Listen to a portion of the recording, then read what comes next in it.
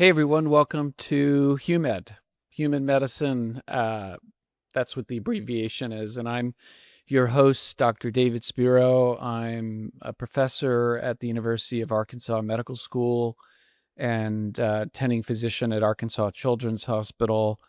And this podcast is really about me talking with other folks in the healthcare world, mostly physicians, but could be other folks in the healthcare industry, around a story they have to tell.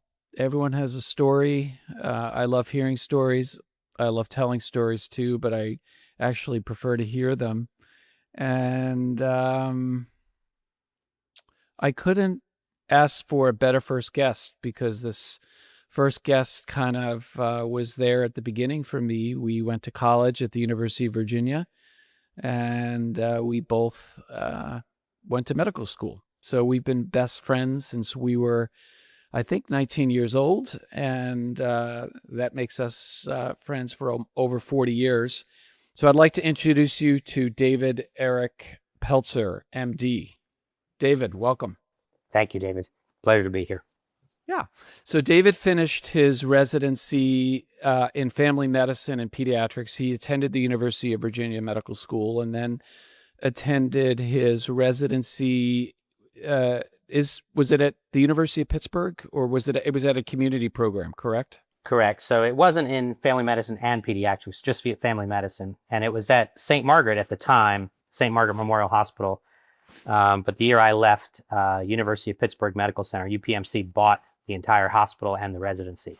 So now that residency is officially called UPMC St. Margaret. Okay, so it wasn't far off. And David settled after residency. I believe his first job is his current job. Is that correct? That is correct.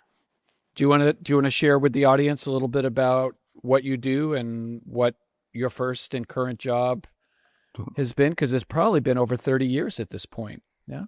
I'm coming up close to finishing my 31st year. That's exactly right.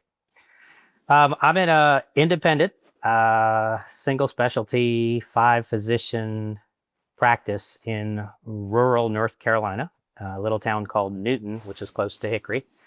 We're about an hour north of Charlotte, about an hour and a half east of Asheville, and about an hour west of Winston-Salem, which are the big major metropolitan and tertiary care centers that are relatively close to us. When I first started, we did full service family medicine, except we did not do OB. So we would go attend deliveries at the hospital. We would admit our own patients. We would take care of normal newborns in the hospital. And on top of that, we would continue to see our outpatients on a daily basis. And when I first joined the practice, I joined 3 others. So we made a 4-man group at that time. And we have ebbed and flowed. We've gotten as big as 6. We've gotten as few as 4. Currently, we have 5. And then with the APPs, the advent of APPs, we've probably had a nurse practitioner working with us now for probably at least 20 years in one way, shape, or form. Currently, we have 4 nurse practitioners and 1 PA in our practice. So we have 10 providers in an independent family medicine practice, which is almost unheard of in 2025.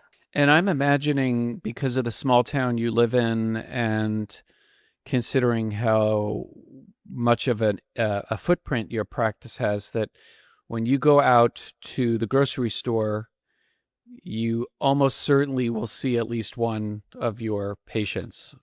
Is that fair to say? I would say more than one. I would say relatively like 4 or 5. Sounds good. And David's also been an incredible part of the community. He has been involved in the Rotary Club, and that has been a big part of how David's contributed. And he just volunteered to be the physician for a local race that the town has once a year. And I couldn't be more proud to be one of your closest friends, and vice versa, hopefully. And you've just done an incredible job serving a community and doing kind of what we thought we would do when we go to medical school, which is make a difference in healthcare. So HUMID is really about the human side of medicine, and I don't know if the public and especially students who are thinking about going to medical school or going into healthcare really know what we do. And it's always great to find out what we do by telling a story. And I've asked David to share a story that he thinks will be meaningful. And I don't know what the story is, I'm excited to hear about it. Well, thank you for that. As I thought about this over the last week or so, trying to come up with some wow, earth-shattering story that everybody would kind of enjoy, I started thinking about my career and my training. Um, there were three physicians in my residency that really stood out as phenomenal teachers to me. The residency director, Don Middleton, um, the one that took over for Dr. Middleton when he moved up to UPMC was Ted Schaefer, and then Jim Ferrant. And all three of them really shaped my thinking of medicine as we went through. And I can remember that, especially, I think it was Middleton, he used to tell us if you let the patient talk and give them enough time, they will largely tell you what's wrong with them or why they're there and pretty much what's happening.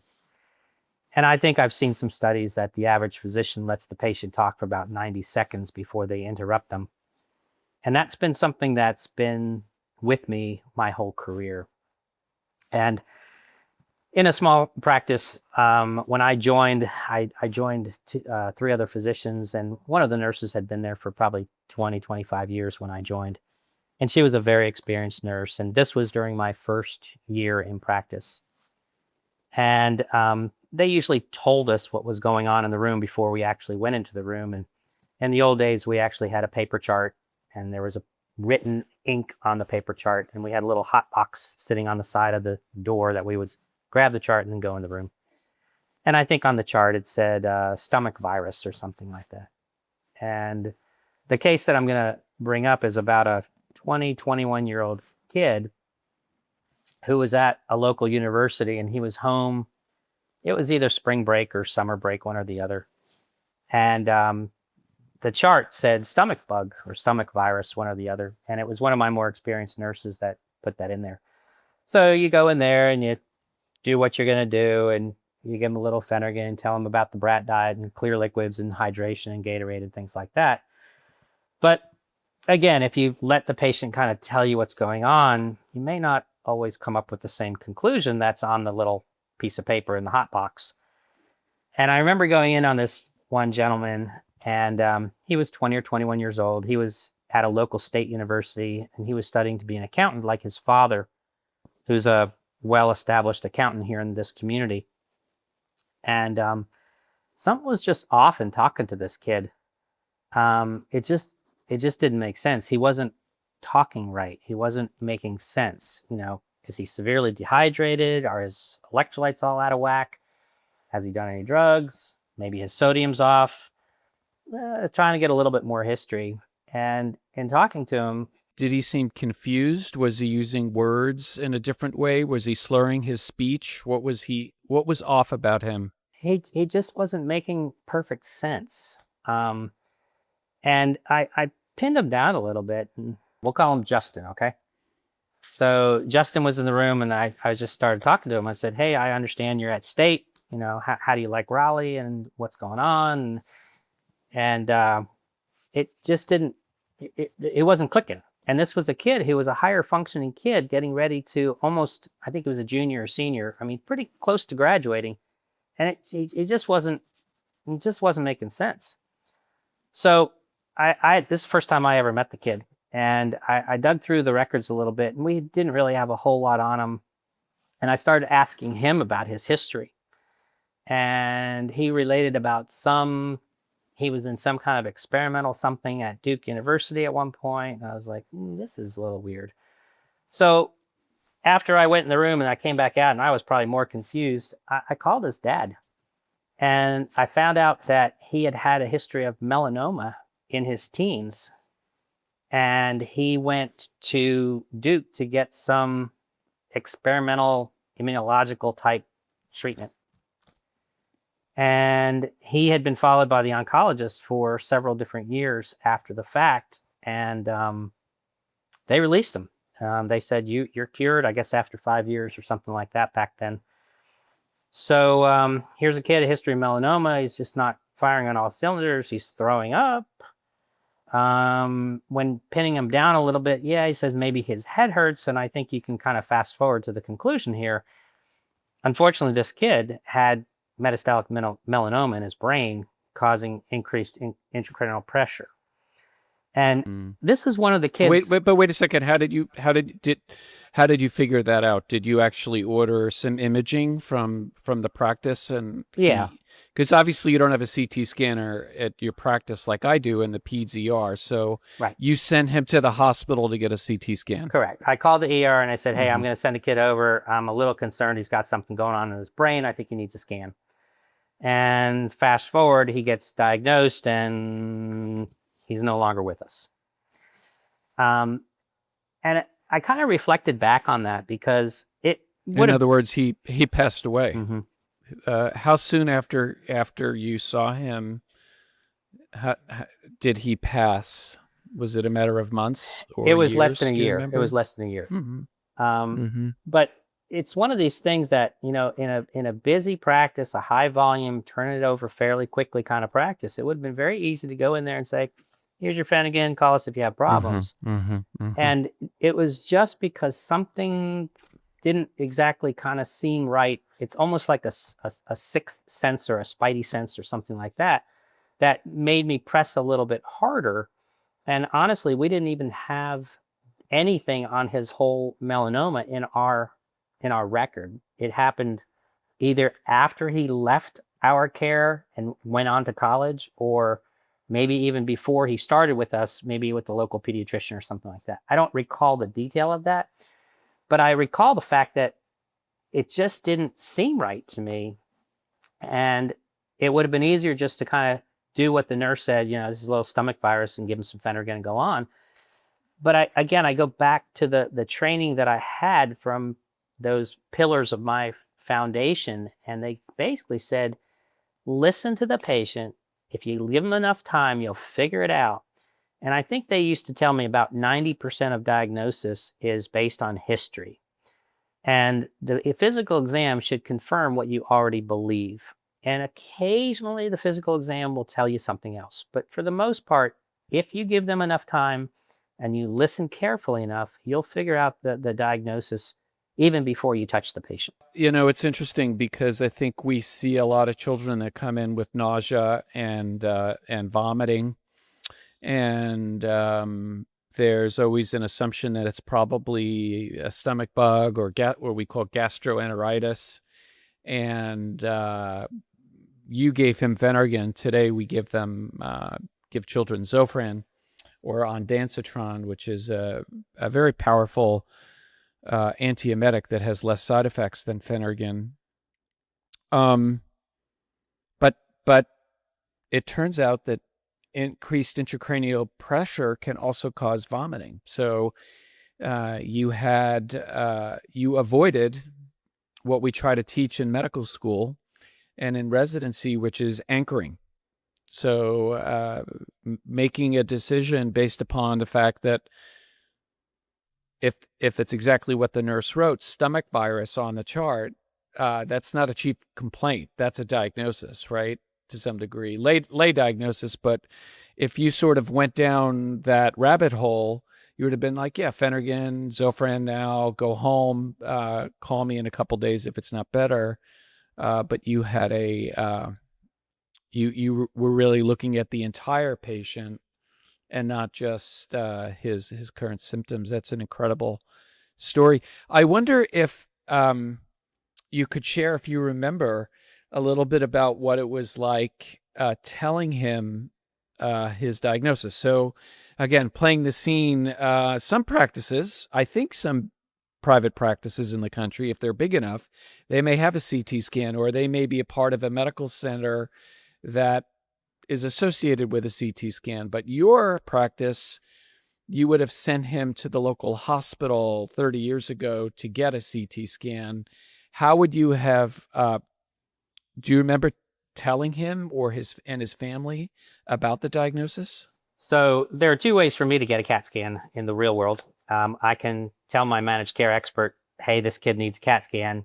We call the imaging center and we get it set up. And it might be done in a day, 2 days, 3 days, something like that. But it won't be done today.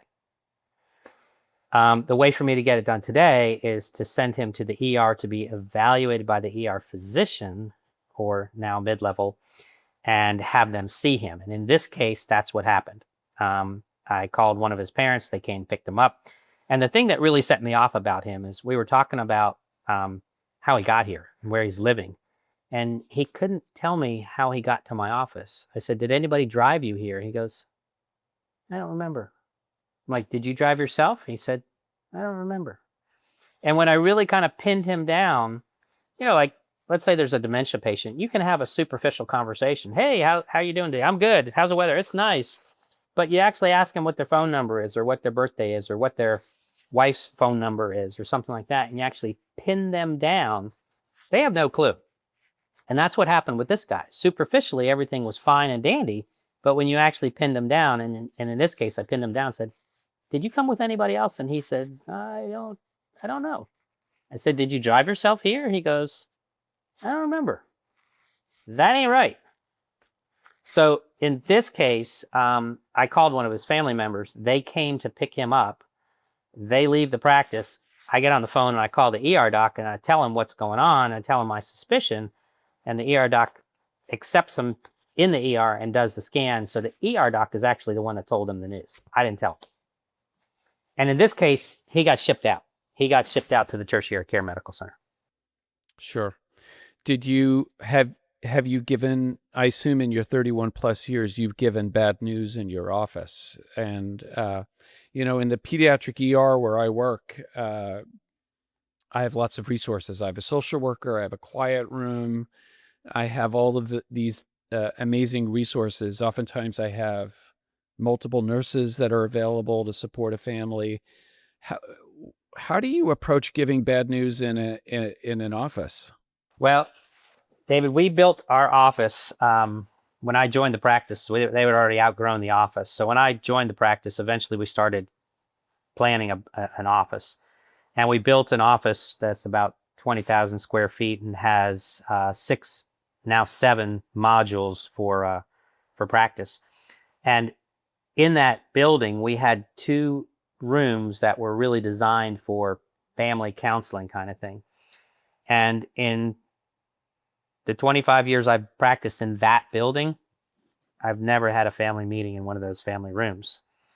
And since we have added on, and we did an addition this past year, and we took one of those rooms away. So we don't have those anymore, but we found we just don't use it. It's one of these things that, I've been doing this now for a long time, and my patients like my style of medicine. That's why they're still my patients. If they don't like my style of medicine, they're going to find one of my partners or another practice. And I'm kind of known as a straight shooter. I don't beat around the bush. I tell it like it is, and we're going to try and get through this. But I'm going to tell you the truth, and I'm going to give it to you straight. I don't pussyfoot around things. I don't beat around the bush. I just tell you. And that's the way I've always been in non-medical things, and that's the way I do medicine as well. Some people don't like that, and they don't want to hear the hard news, and they want to kind of give some options, and I don't do that. This is what you got, this is what we got to do, and this is the way it's going to be. And like I said, my patients know me and my style, and that's just, we get along great that way. And the ones that don't like that have found other doctors. Oh, I appreciate that. I mean, we all have different styles in how we talk to families. I try to be mindful when I'm giving families bad news, which is oftentimes different than your situation because I don't usually know the family. I try to use as much lay language as possible I think after medical school and residency, we get used to using big words. We even use big words here: melanoma, CT scans, Phenergan, because we're both physicians and we're talking the same language, but there may be people listening to this that don't know all of those terms. So I think using lay language is important. I had another question just on a different tact. Did you end up going to his funeral? No. I have not been to any of my patients' funerals that I can recall that weren't personal friends. Um, it's one of these things that early on in my career, I was just too busy. I joined a practice that was busting at the seams. And the first week I showed up, one of my partners took a vacation. He threw me the keys. He said, "Good luck." And I've been very blessed and very busy and very full from the day that I showed up. And if I were to do that every single time, you got to remember that I'm in family medicine. I'm not pediatrics. So our death rate is much higher than your death rate. Even in an outpatient setting versus an ER setting, family medicine, I mean, right now, my average age is probably 70, 75 years old. As I've gotten older, my patients have gotten older with me. And when I first started, I probably saw a lot of kids because my kids were in the soccer, on the soccer team and in the Boy Scouts and Cub Scouts and all the things that kids do. So if I did that every single time one of my patients died, I would basically be attending funerals full time. Well, I assume, though, that you're not opposed to folks attending funerals. It's just that that's not your style. Not my style. I talk to the family. When we used to do inpatient, we used to talk about code status, and then when they passed, we would usually go in and talk to the family again. But as far as seeing them outside of the medical setting in a situation like that, unless they're a personal friend or a friend of my wife's, for example, or a friend of my kids, if I didn't have a personal connection to them, if I just had a professional connection to them, no, I have not gone to funerals, and I don't plan on starting to go to funerals. No, I appreciate that. It's a question because I will share with the audience that before I became an ER physician, I also, like David, worked in a small town. My town, I believe, is smaller than David. So Newport, Oregon, where I worked for 5 years, and I worked on a Native American reservation, had about 3,000 people in the town and maybe 20,000 in the entire county. Lincoln County, Oregon, right in the middle of the coast of Oregon. And I actually did attend a few funerals of children because it's a rare event and it really affects the community when it happens. And it's difficult. It feels like going to a funeral puts you in a family, puts you in a hard place, and it's even triply harder when it's a child and it's an unexpected death. Well, I want to sort of end this by asking you if you had to put on your teaching hat, and I know you have students working with you and you're an educator and this incredible community doc, but if you had to put on the hat of a teacher and you were teaching students and or folks that are in the learning phase of healthcare, what would be the one or two teaching points around this case that you would like to make? So I think the big thing is getting a good history. I think that's critical. And again, going back to my pillars of my teaching is let the patient speak. Let the patient have some time to tell you and show you what the problem is. Rather than just cutting them off and saying, "Oh, let's just listen to your belly. You got a little stomach virus. Here you go." You've got to give the patient time to percolate and tell you what's wrong. And then your physical exam should confirm what you already suspect based on the history. I love it. And I think the other piece that I work with all of our learners is this idea of anchoring, and to avoid it and to keep what we call a broad differential diagnosis, or all the different things that it could be, before you decide that it is one thing and you go down a rabbit hole. I think that's what can get younger learners and younger physicians in trouble. David Eric Peltzer, you are what we call in Yiddish a mensch, which is a nice guy. You are, and you've served your community so well. It was your first job and probably your last job out of residency in Newton, North Carolina, Hickory, and the county that you serve has been very blessed and fortunate to have you around on so many different levels. And thank you for being my first guest on Humid. My pleasure, Dan. Thanks for your thoughts. Okay, bye. Thanks for listening to HUMED with David Spiro, MD. If you like this episode, make sure you're subscribed on Spotify, Apple, or your favorite podcast platform. The video versions are also available on YouTube. Make sure you subscribe and hit the bell there so that you never miss a future episode.